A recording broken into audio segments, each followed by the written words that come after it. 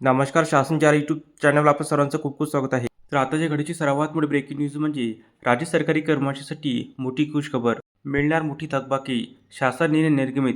त्या संदर्भात एपिसोडच्या माध्यमातून संपूर्ण अपडेट सविस्तरपणे पाहूया.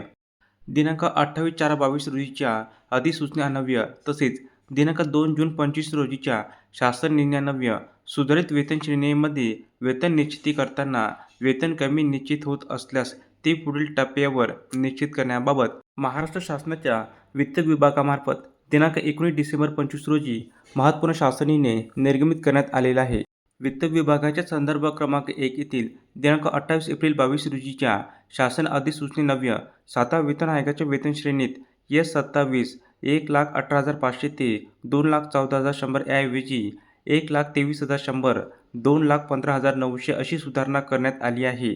तसेच संदर्भ क्रमांक 2 येथील दिनांक 2 जून 25 रोजी शासन निर्णयान्वये वेतन त्रुटी निवारण समिती 2024 खुल्या समितीच्या शिफारसीनुसार एकात्तर संवर्गाच्या वेतन श्रेणीमध्ये सुधारणा करण्यात आली आहे.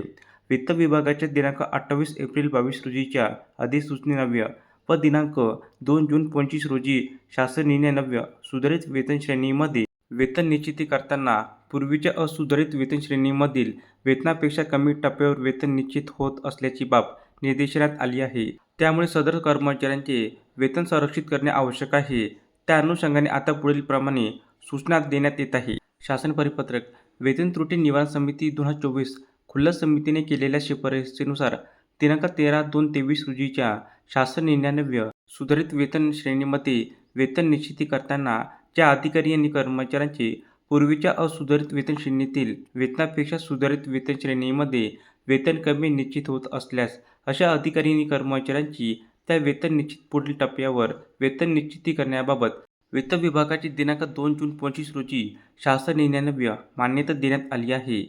त्या धर्तीवर वित्त विभागाच्या दिनांक 28 एप्रिल 22 रोजीच्या अधिसूचनेन्वये तसेच दिनांक 2 जून 25 रोजीच्या शासन निर्णयान्वये सुधारित वेतन श्रेणीमध्ये वेतन निश्चिती करताना ज्या अधिकारी आणि कर्मचाऱ्यांचे सुधारित वेतन श्रेणी लागू करून वेतन निश्चिती करतेवेळी जर वेतन पूर्वीपेक्षा कमी होत असेल अशा अधिकारी आणि कर्मचाऱ्यांना त्या सुधारित वेतन श्रेणीत पुढील टप्प्यावर वेतन निश्चित करावे. सदर प्रत्येक प्रकरणी लेखा व कोषागारी कार्यालयातील वेतन पडताळणी पथकाने काटेकोरपणे तपासणी करून तदनंतरच वेतन निश्चिती अंतिम करून पुढील कार्यवाही करण्यात यावी. धन्यवाद.